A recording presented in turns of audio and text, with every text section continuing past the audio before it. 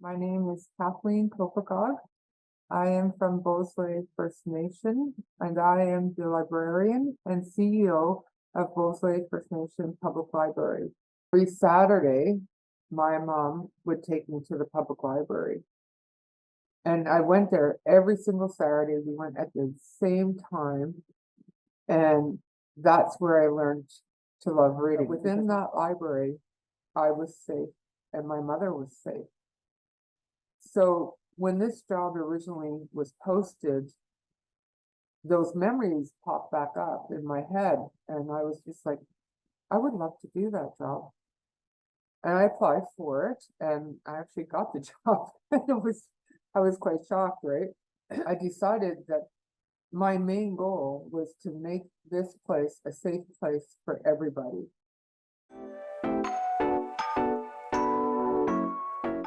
Our library has been in operation since 1973, and we are celebrating in 2023 50 years of being a public library. It's a sense of home. You know, it always brings, like you go back, and I remember my mom so much when I come here, and it just brings so much joy that I'm able to give that back to this community that I married into.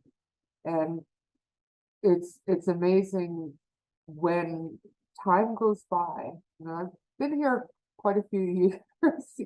Even with the time I was gone, I was still here for a long time.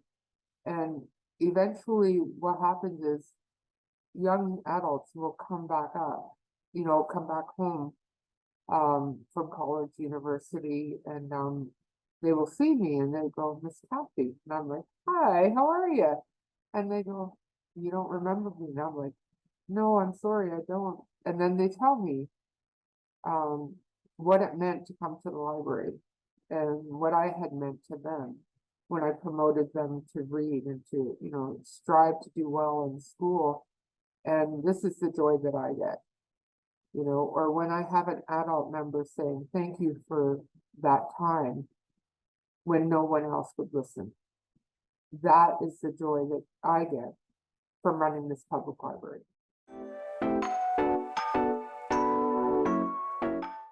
We live on Southern Georgian Bay, which is a beautiful island, and we are surrounded by the most incredible views from every viewpoint.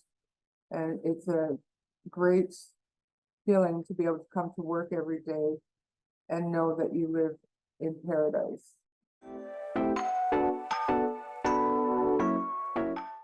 Our library is consistently and constantly takes the viewpoint that when you enter the library, no matter who you are, no matter what kind of lifestyle you are protected within the library walls.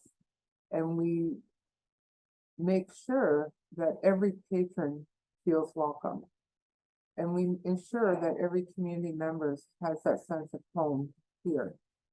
But the one program that has withstood through COVID is our adult create and social program. And I started that program in 2019. And the reason I started it was because we live on an island, we're isolated, and it's a lot to have to leave the island to go into town to do social things. And then you're always under a restriction of the lost boat to get home. So I decided that, the community needed some place or something for community members to come to where they could, they could sit, they could socialize, and they could create something artistic. And what makes us different from other programming groups is that this is a group that before you agree to come into the group, you need to take an oath of confidentiality. And what that does, it allows the people that are in the group to talk about their life, like everyday things. We're not talking about monumental things. And, I'm not a social worker, so I don't provide any advice on how to fix things. That's not my role. My role is just to give you a place to speak your words and not have people judge you and not hear about it in the community. And for whatever reason, this group has maintained its stability, and we're still operating every week on Friday night. So all of the First Nation public libraries have to be very intuitive and, you know, find ways to bring books into the community that are new. And that's where the outside population could help. Whatever you donate book-wise is brand new or very, very close to being brand new. That is the most important thing that you can do for us. If you have the means, donate financially to your public library on a First Nation. That would allow us to increase the number of programs that we run, and it would be incredible for First Nation public library to have an actual solid donor on a regular basis. And I have to say thank you to all of the, you know, people that have made monetary donations to the library.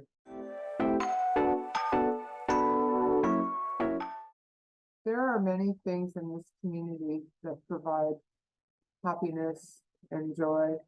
It's the sense that in such a small community, we can actually be a family here. All of my children still live in this community.